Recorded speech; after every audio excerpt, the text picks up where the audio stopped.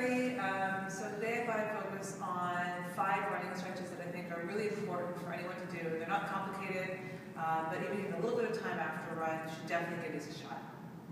Alright, so the very first stretch I'm going to show you is a quad stretch. It's super simple, just standing with your feet about hip width apart. Stand on one leg and bring your other foot right up to your butt. So what you want to do with this one is you want to keep your glutes tight, so your hip bones nice and square, and you want to bring your knees together. So you don't want to balance it like this, but bring your knees close together.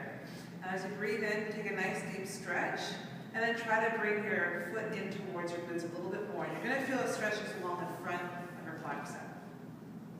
Okay, the second stretch we're going to do is a calf stretch. Again, it's really simple, but you get tight calves, especially after a long run. It's important to stretch them out.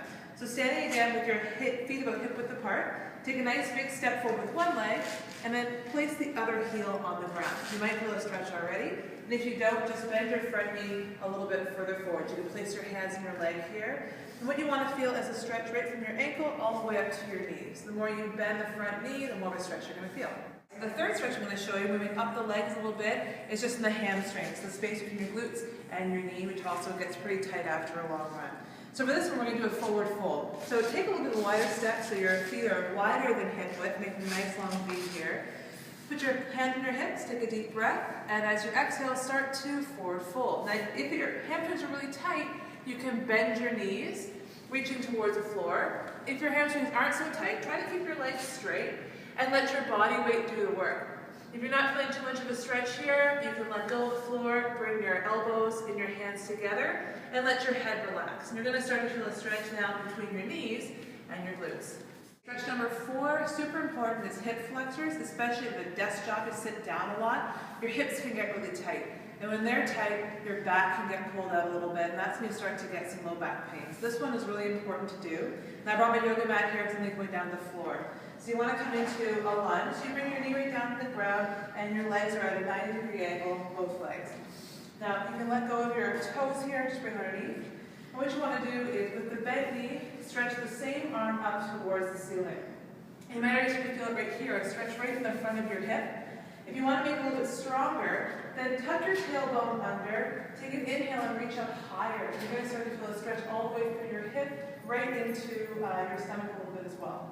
Stretch number 5 is your IT band. It's super important to stretch this area of your leg. Runs from your hip right down to your knee. And a lot of people, when they run, they get knee pain. That can often be due to a tight IT band. It's that piece right along here. So for this one, again, a little bit of a balance test. You want to first come into a squat. Bring your right foot over so your right ankle is on top of your left knee.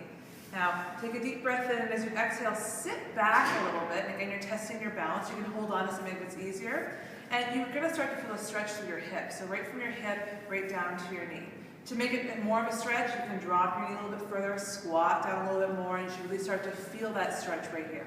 Alright, I know I said there's going to be 5 stretches. I'm going to give you a bonus stretch, and it's a yoga move. It's called downward dog. You've probably done it before. It makes a great running stretch because it just stretches all the way through the back of your legs one more time, and even through your upper torso as well. It can get tight as you're running.